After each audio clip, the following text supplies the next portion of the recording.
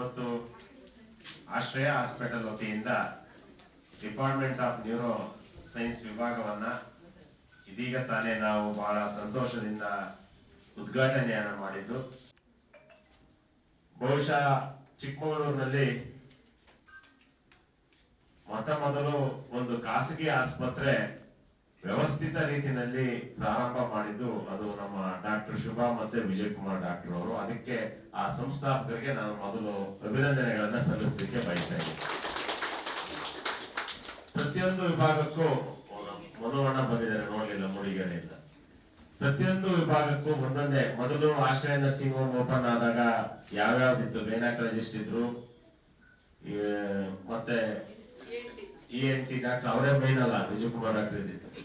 ಆಯ್ತಾ, ಆ ನಂತರ ಎಲ್ಲ ಒಂದೊಂದೇ ವಿಭಾಗನೂ ಮಾಡ್ತಾ ಅವರ ಪುತ್ರರು ಮತ್ತೆ ಅವರ ಇಬ್ರು ಸೊಸೆಯಂದ್ರು, ಅವರು ಸಹ ವೈದ್ಯರು, ಇಬ್ರು ಸೊಸೆಯಂದ್ರು. ನಮಗೆ ಅವಶ್ಯಕತೆ ಇದ್ದಂತ ಕಾರ್ಡಿಯಾಲಜಿಸ್ಟ್ ನ ಓದಿ ಬಂದಂತ ಅನಿಕೇತ್ರವರು, ಮತ್ತೆ ನ್ಯೂರಾಲಜಿ ನಮ್ಮ ಕಾರ್ತಿಕ್ ಅವರು ಯೂರಾಲಜಿ ಮಾಡಿದ್ರು. ಹೀಗೆ ಇದ್ರ ನಂತರ ಈಗ ನಮಗೆ ನ್ಯೂರೋ ಸೈನ್ಸ್ ಒಂದು ವಿಭಾಗ ಚಿಕ್ಕಮಗಳೂರಿನಲ್ಲಿ ಕೊರತೆ ಕಾಣ್ತಾ ಇತ್ತು. ಹಾಗಾಗಿ ಇವತ್ತು ಆ ನ್ಯೂರೋ ಸೈನ್ಸ್ ವಿಭಾಗನೂ ಇಲ್ಲಿ ತೆರೆದು ನಮ್ಮ ಚಿಕ್ಕಮಗಳೂರು ಸುತ್ತಮುತ್ತಿನ ಎಲ್ಲ ಭಾಗದ ಜನರಿಗೆ ಯಾರಿಗೂ ಆರೋಗ್ಯ ಹಾಳಾಗ್ಲಿ, ಇವ್ರ ಆಸ್ಪತ್ರೆಗೆ ಒಳ್ಳೇದಾಗ್ಲಿ ಅಂತ ನಾನು ಹೇಳಲಿಕ್ಕೆ ಬಯಸ್ತಾ ಇಲ್ಲ. ಆದ್ರೆ ಆಕಸ್ಮಿಕವಾಗಿ ಯಾರಿಗಾರು ಆರೋಗ್ಯ ಹಾಳಾದಾಗ ಅವರಿಗೆ ಒಳ್ಳೆಯ ಚಿಕಿತ್ಸೆಯನ್ನ ಕೊಡುವ ಕೆಲಸವನ್ನ ಡಾಕ್ಟರ್ ವಿಜಯ್ ಕುಮಾರ್ ಮತ್ತೆ ಅವರ ತಂಡ ಮಾಡ್ತಾ ಇದೆ. ಅದಕ್ಕೆ ಅಭಿನಂದನೆ ಸಲ್ಲಿಸ್ತಾ ಇದ್ದೀನಿ. ನಾನು ಆಸ್ಪತ್ರೆಗೆ ಪೇಷಂಟ್ ಜಾಸ್ತಿ ಬರಲಿ ಅಂತ ಹೇಳಕ್ಕೆ ನಾನೊಬ್ಬ ಚುನಾಯಿತ ಪ್ರತಿನಿಧಿಯಾಗಿ ಹೇಳ್ಬಾರ್ದು. ಆದ್ರೆ ಆರೋಗ್ಯ ಯಾರಿಗೆ ಯಾವಾಗ ಕೆಡುತ್ತೋ ಗೊತ್ತಿಲ್ಲ. ಆದ್ರೆ ಆ ರೀತಿ ಆರೋಗ್ಯಕ್ಕೆ ಸಮಸ್ಯೆ ಆದಾಗ ನಾವು ಆದಷ್ಟು ಅವರ ಆರೋಗ್ಯವನ್ನು ಗುಣಪಡಿಸಿ ಅವ್ರನ್ನ ರೋಗ ಮುಕ್ತರನ್ನಾಗಿ ಮಾಡುವ ಕೆಲಸವನ್ನ ಈ ಆಸ್ಪತ್ರೆ ಮಾಡ್ತಾ ಇದೆ. ಅದಕ್ಕೆ ಅಭಿನಂದನೆಗಳನ್ನ ಸಲ್ಲಿಸಲಿಕ್ಕೆ ಬಯಸ್ತಾ ಇದ್ದೀನಿ. ಇನ್ನು ಒಂದು ಸಂತೋಷದ ವಿಚಾರ ಏನು ಅಂತ ಹೇಳಿದ್ರೆ, ಈ ಆಡು ಮುಟ್ಟದ ಸೊಪ್ಪಿಲ್ಲ ಅಂತ ಯಾವಾಗಲೂ ಒಂದು ಗಾದೆ ಇದೆ. ಅದೇ ರೀತಿ ನಮ್ಮ ಚಿಕ್ಕಮಗಳೂರಿನಲ್ಲಿ ನಮ್ಮ ಡಾಕ್ಟರ್ ಶುಭಾ ಮತ್ತೆ ವಿಜಯ್ ಕುಮಾರ್ ಮತ್ತು ಅವ್ರ ಕುಟುಂಬ ಈ ವೈದ್ಯಕೀಯ ವಿಭಾಗದಲ್ಲಿ ಯಾವ್ಯಾವ ವಿಭಾಗ ಇದೆ ಅದೆಲ್ಲ ವಿಭಾಗವನ್ನ ಸಂಪರ್ಕ ಮಾಡಿ ಚಿಕ್ಕಮಗಳೂರಿಗೆ ತರುವಲ್ಲಿ ಪ್ರಯತ್ನ ಮಾಡ್ತಾ ಇದ್ದಾರೆ. ಅದು ನಮ್ಮ ಜನಕ್ಕೆ ಸಿಗಲಿ ಅದರ ಸೇವೆ ಅಂತೇಳಿ ಬಯಸ್ತಾ ಇದೆ. ಈ ಹಿಂದೆ ಹೇಳ್ತಾ ಇದ್ರು ವೈದ್ಯೋ ನಾರಾಯಣ ಹರಿ ಅಂತೇಳಿ.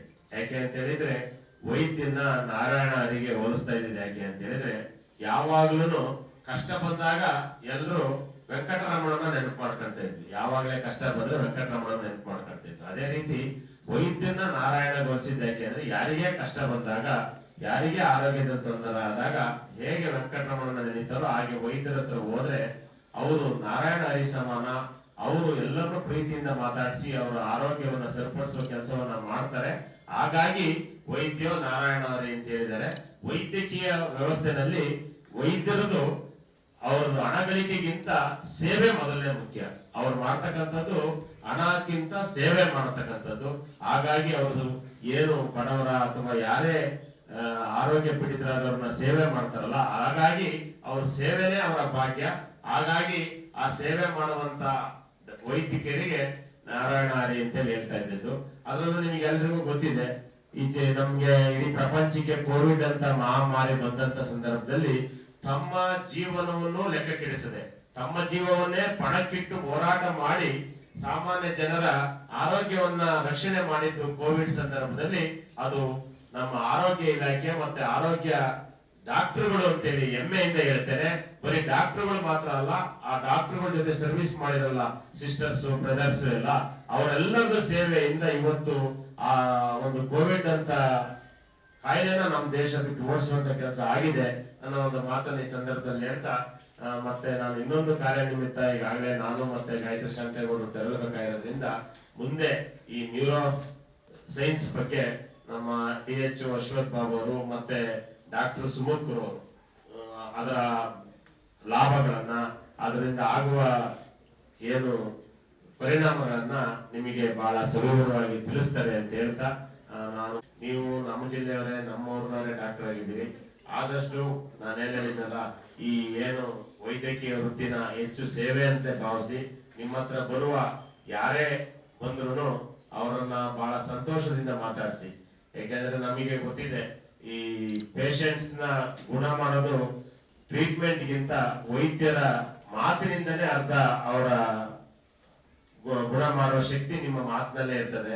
ಹಾಗಾಗಿ ಬಂದವ್ರನ್ನ ಪ್ರೀತಿಯಿಂದ ಮಾತಾಡಿಸಿ, ಏನ್ ನಿಮಗೆ ನರದ ತೊಂದರೆ ಇದ್ರೆ ಏನು ತೊಂದರೆ ಇಲ್ಲ, ಬರ್ರಿ 15 ದಿವಸಕ್ಕೆ ಹೋಗುತ್ತೆ ಅನ್ನೋ ಒಂದು ಧೈರ್ಯ ತುಂಬುವಂತ ಪ್ರೀತಿಯ ಮಾತನಾಡುವಂತದ್ನ ನೀವು ಇನ್ನು ಚಿಕ್ಕ ವಯಸ್ಸಾಗಿರೋದ್ರಿಂದ ರೂಢಿಸ್ಕೊಳ್ಳಿ ಅನ್ನೋ ಒಂದು ಮಾತನ್ನ ಈ ಸಂದರ್ಭದಲ್ಲಿ ಹೇಳಿ, ಮತ್ತೊಮ್ಮೆ ಆಶ್ರಯ ಹಾಸ್ಪಿಟಲ್ ಸಂಸ್ಥಾಪಕರೆಲ್ಲರಿಗೂ ನಾನು ಧನ್ಯವಾದಗಳನ್ನ ಸಲ್ಲಿಸಿ ಶುಭವನ್ನು ಹಾರೈಸಿ ನಾನು ಮಾತನ್ನ ಮುಗಿಸ್ತೇನೆ. ಎಲ್ಲರಿಗೂ ನಮಸ್ಕಾರ.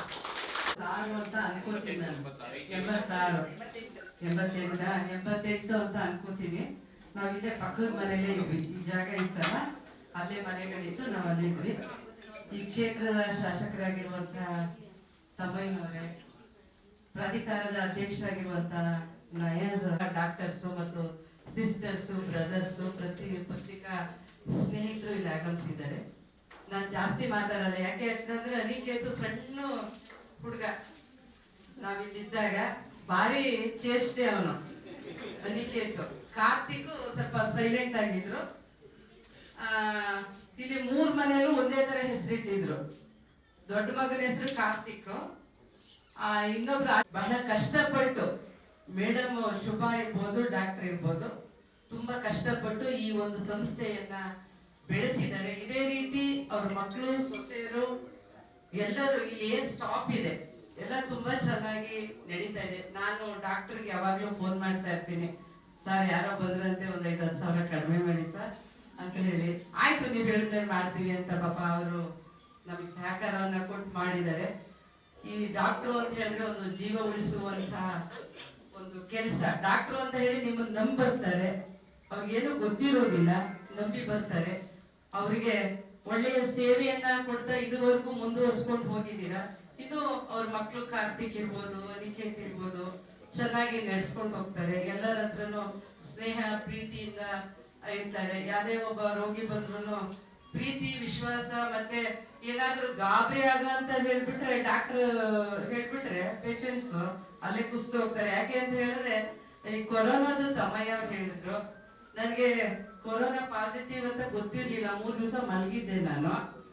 ಮಲಗಿದ ತಕ್ಷಣ 3 ದಿವಸ ಆದ್ಮೇಲೆ ನನ್ನ ಮಗಳು ಗೌರ್ಮೆಂಟ್ ಹಾಸ್ಪಿಟಲ್ ಇಂದ ಕಳ್ಸಿದ್ರು, ಕೊರೋನಾ ಟೆಸ್ಟ್ ಮಾಡಿ ನಮ್ಮ ಅಮ್ಮಂಗೆ ಅಂತ ಹೇಳಿ. ಹಿಂದಿನ ದಿವಸ ರಾತ್ರಿ ನಾವು ಜೊತೆಲೇನೆ ಒಂದೇ ಮಂಚದಲ್ಲಿ ನನ್ನ ಮಕ್ಕಳು ಎಲ್ಲ ಮಲ್ಕೊಂಡಿದ್ವಿ. ಯಾಕೆ ಹೇಳ್ತಾ ಇದೀನಿ ಅಂದ್ರೆ, ಪರಿಸ್ಥಿತಿ ಹೇಗಿದೆ ಅನ್ನೋದಕ್ಕೆ ಉದಾಹರಣೆ ಕೊಡ್ತಾ ಇದ್ದೀನಿ. ಬೆಳಿಗ್ಗೆ ನಂದು 5 ಗಂಟೆಗೆ ಸೋಮವಾರ ಸಂಜೆ ಇದೇ ರೀತಿ 5 ಗಂಟೆಗೆ ನಂಗೆ ಪಾಸಿಟಿವ್ ಅಂತ ಬಂತು. ನನ್ನ ರೂಮಲ್ಲಿ ಒಬ್ರು ಇಲ್ಲ, ಎಲ್ಲ ಆಚೆ ಓಡೋಗ್ಬಿಟ್ಟಿದ್ರು. ನಾನೇ ಬಟ್ಟೆ ಪ್ಯಾಕ್ ಮಾಡ್ಕೊಂಡು, ಇದೆಲ್ಲ ಫುಲ್ ರಶ್ ಆಗಿತ್ತು, KRS ಹಾಸ್ಪಿಟ್ಲಿಗೆ ಫೋನ್ ಮಾಡ್ಕೊಂಡು ಹೋದೆ. ನಾನೇನೆ ಹೋದೆ, ಅಡ್ಮಿಟ್ ಆದೆ. ಆಮೇಲೆ ನನಗೆ ಹುಷಾರಾಯ್ತು. ಆದ್ರೆ ಅಲ್ಲಿರೋ ಒಬ್ಳು ನರ್ಸ್ ಹೇಳಿದ್ಲು, ಮೇಡಮ್ ನಿಮ್ ಕಾಲ್ ಕೂಡ ಎಷ್ಟು ಚೆನ್ನಾಗಿದೆ, ಎಷ್ಟೊಂದು ರಶ್ ಆಯ್ತು ಅಂದು. ಇಲ್ಲಿ ಹಂಗಂತ ಹೇಳ್ಬೇಡ ಕಣಮ್ಮ, ಕೊರೋನಾ ಬಂದಿರೋದು, ಬೇರೆ ಯಾವ್ದಾದ್ರೂ ಆದ್ರೂ ಪರವಾಗಿಲ್ಲ, ಕೊರೋನಾ ಬಂದಿರೋದು ಹೇಳ್ಬೇಡ ನನ್ ಕಾಲ್ ಗುಣ ಅಂತ ಹೇಳಿದೆ. ಅವತ್ತಿನ ಒಂದು ಪರಿಸ್ಥಿತಿನಲ್ಲಿ ಬೆಡ್ಗಳಿರ್ತಿಲ್ಲ. ನಾನು ಎಷ್ಟೋ ಸಲ ವಿಜಯ್ ಕುಮಾರ್ ಅವ್ರಿಗೆ ಫೋನ್ ಮಾಡ್ತಾ ಇದ್ದೆ, ಸರ್ ಬೆಡ್ ಇಲ್ವಂತೆ ನೋಡಿ ಸರ್, ಅರೇಂಜ್ ಮಾಡ್ಕೊಡಿ ಅಂತ ಹೇಳಿ. ಆಮೇಲೆ ನಮ್ಮ DHOಗಳಿಗೆ ಮಾಡ್ತಾ ಇದ್ದೆ, ಹಾಗೆ ಡಿಸ್ಟ್ರಿಕ್ಟ್ ಸರ್ಜನ್ ಅವ್ರಿಗೆ ಮಾಡ್ತಿದ್ದೆ. ಅಂದೊಂದು ಮಹಾಮಾರಿ ಕಾಯಿಲೆ ನಮ್ಮಲ್ಲಿಂದ ಹೋಗಿದ್ದು ಬಹಳ ಒಂದು ಅನಿಷ್ಟ ತೊಲುಕಾಗಿದೆ ಅಂತ ಹೇಳಿ ನಾನು ಅನ್ಕೋತೀನಿ.